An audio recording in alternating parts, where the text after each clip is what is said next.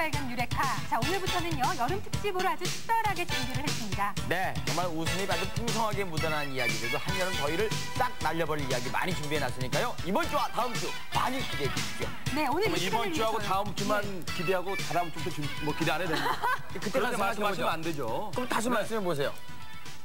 계속 기대해 주십시오. 철저히 준비하겠습니다. 예, 아니 근데 배동성 씨가 정말 네. 철저하게 준비하셨거든요. 그렇습니다. 예. 첫 소식은 제가 준비했는데요. 역시 여름철 하면은 무시무시한 미스테리. 역시 계절 아니겠습니까? 그래서 첫 번째 소는 미스테리 극장으로 준비해봤습니다. 심하면 사람의 신체까지도, 그리고 심지어는 죽음까지도 부른다는 수맥. 여러분 수맥을 믿습니까? 그 진실을 파헤쳐보도록 하겠습니다. 다시 외쳐보죠. 세상 발견 유레카!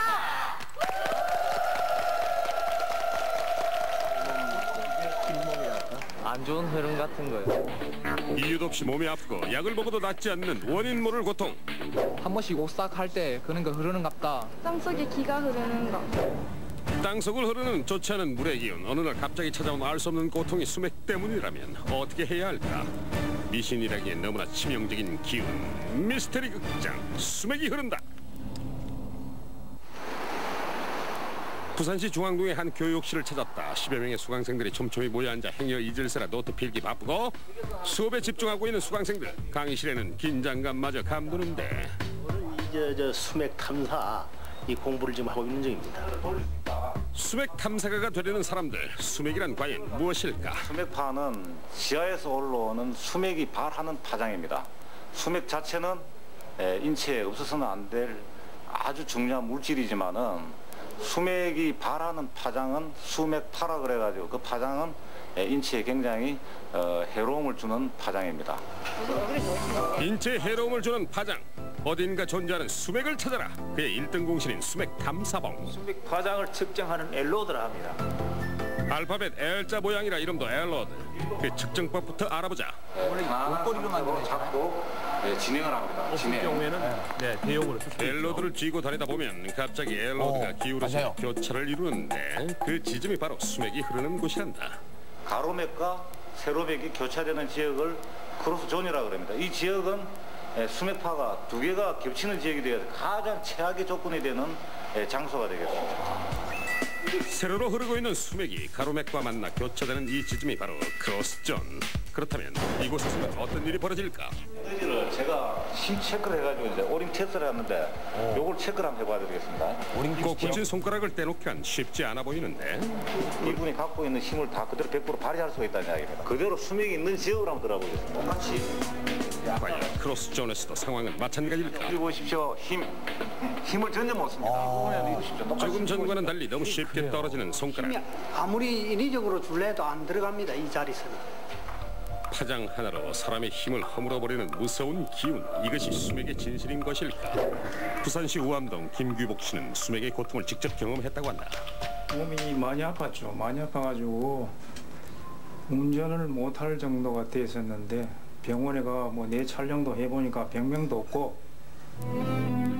평소 건강 하나만큼은 누구보다 자신했던 김규복 씨. 하지만 3년 전 불면증이 시작되면서 목과 머리에 심한 통증이 찾아왔다. 차 운전을 하기도 힘들어진 상황. 하지만 병명은 나오지 않았고 약은 아무런 소용이 없었다. 그때 김규복 씨의 눈에 들어온 것이 있었는데. 수맥이라는 게 있었네요. 반신반의했죠. 반신반의했는데 여러 가지 책자를 보고 그 기사를 접한 후 규복 씨는 수맥에 대해 관심을 갖게 됐다. 직접 엘로드를 들고 집안을 측정한 뒤에 수맥을 피해가는 생활을 시작했다. 처음에는 그 자신도 반신반의했지만 이후 그는 건강을 회복해 예전의 활력을 되찾았다. 수맥으로 인하여 건강을 잃으신 분들한테 도움을 많이 드리고 싶습니다. 수맥을 알아야 인생이 평탄하다. 수맥의 파장을 다스리는 아주 특별한 곳이 있다는데. 이곳은 기 인테리어를 하는 곳입니다. 수맥과 주역과 풍수와 또 그 사람의 기운을 이 네 가지를 전부 다 종합을 분석해가지고 그 개인의 특성에 맞는 가구 배치나 색깔 배치를 하여서 만물의 음과 양을 조합하듯 풍수와 사람의 기운을 조합해 좋은 기운이 돌도록 만드는 것인데. 기 인테리어를 한 곳이 있는데 수맥과 기 인테리어에 대해서 오늘 가서 점검을 하러 가는 겁니다. 그동안 상황은 얼마나 달라져 있을까? 홍콩과 중국에서는요. 네, 인테리어. 네. 들어서자마자 수맥 체크에 나선 이예수 소장. 벨로딘 이렇다 할 변화가 없다. 보다 상당히 중화되어 가지고 좋은 기운이 많이 이렇게 나오는 것 같습니다. 집안 곳곳에서 감지됐던 수맥파가 말끔히 없어진 것은 바로 이것 때문이란데. 측정한 그 연구 결과에 따르면은 좌회전파를 이렇게 우회전파로 좀 돌리면은 그 이제 중화가 된다 이거죠. 그래서 이거 자체가 중화제입니다. 이렇게 되기까지 이인경 씨 가족은 말 못할 고통을 겪었다. 집을 이사하고부터 허리가 아파왔고 아내는 두통에 시달렸다. 우연히 기 인테리어를 알게 되면서 집안의 변화를 시도했던 것. 그 결과는 참으로 놀라웠다. 허리가 아프고 운전할 때도 아프고 또 운동할 때도 지장이 좀 있고 그랬었는데 그 이후로는 뭐 어느 날인가부터는 그런 걸 못 느끼면서 이 가구 배치를 하고 난 이후에는 잠자리가 아침에 일어나면 개운하고요. 하루 종일 움직이는데도 몸이 가뿐하고 그런 게 달라졌죠. 직접 경험해 보지 않고서는 반신반의할 수밖에 없는 수맥의 미스테리. 그렇다면 수맥이 미치는 해로움은 어느 정도일까? 음성의 한 야산, 묘사. 충청북도 음성군이죠. 그렇죠. 수맥이 흐르게 되면은 수맥에서는 그 고유의 7헤르츠라는 그 파장을 발산을 하고 있습니다. 그러면 그 7헤르츠라는 파장은 이 물체를 즉 이 땅을 갈라놓습니다. 거기에 물이 드나들게 되는 거죠. 땅을 가를 정도의 무서운 파괴력. 실제로 수맥이 흐른다고 해서 탐험해본 관 아래에는 틈 사이로 물이 들어와 있었고 관 속의 시신은 검게 변해 보기에 끔찍할 정도였다. 음성 생극명. 조부의 묘를 쓴 이후 집안에 우환이 끊이질 않았다는 이 씨. 저희 큰언니 큰누나 같은 경우가 암으로 좀 돌아가시고 아버님은 두 분이나 중풍으로다가 입원해 계시고요. 묘를 잘못 써서. 굉장히 우환이 많았었는데 그 원인이 혹시 수맥은 아닐까 탐사를 의뢰했던 이 씨. 촬영팀은 이장전 몇 자리를 찾아가 보기로 했다. 지금 여기하고 여기쯤이었는데 그 당시 묘를 썼던 자리에서는 여전히 수맥이 흐르고 있었다. 즉 이 자리가 제가 지금 어림잡아서 이 부분 같습니다. 수맥이 두 개가 이렇게 크로스되어 있는 자리입니다. 수맥이 흐른다는 전문가의 판단 이후 이 씨는 묘의 이장을 결심했다. 그리고 묘를 파내자 땅속에는 실제 수맥이 자리하고 있었고 시신은 황폐해 그대로 있네요. 난감했죠. 난감하고 제일 많이 짓는 것 같고. 그렇다면 현재 이장한 곳의 상황은 어떨까? 수맥을 찾아보기로 했다. 여기에 묘 우측으로 지금 이렇게 하나가 지나고 있습니다. 또 여기에 이렇게 지나고 있습니다. 바둑판 같은 그 가운데 봉분이 모셔져 있는 겁니다.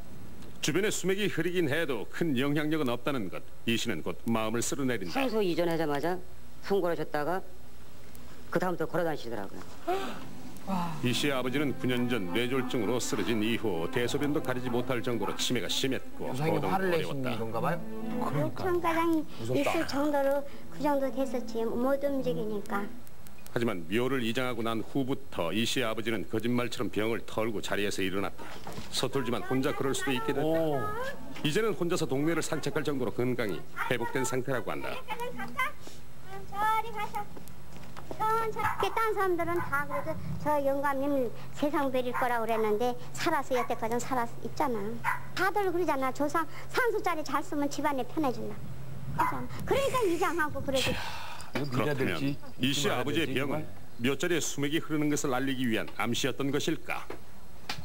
옮겨서 그런지 모르지만은 많이 나았어. 일단 형제지간에 특히 의리랄까 굉장히 사이가 굉장히 좋아졌어요. 또 도로 이웃하고 잘 사이 좋게 지내라고 아마 계시인 것 같기도 하고요. 이제 틈나는 대로 산소를 덜 본다는 이 씨. 그의 가족에게 일어난 일이 꼭 이장 때문만은 아닐 테지만 어쨌거나 지금의 편안함에 감사할 뿐이다. 이 세상에 조상 없이 태어난 사람은 아무도 없을 겁니다. 잘 되고 못 되고를 떠나서 내 뿌리인 조상님은 잘 모셔야 된다. 이것을 저는 아주 가는 데마다 아주 강조하고 있습니다. 온전히 다 믿을 수도 그렇다고 외면할 수도 없는 수맥과 관련된 미스테리한 이야기들. 그 진실 여부를 떠나 미스테리는 지금도 계속되고 있다.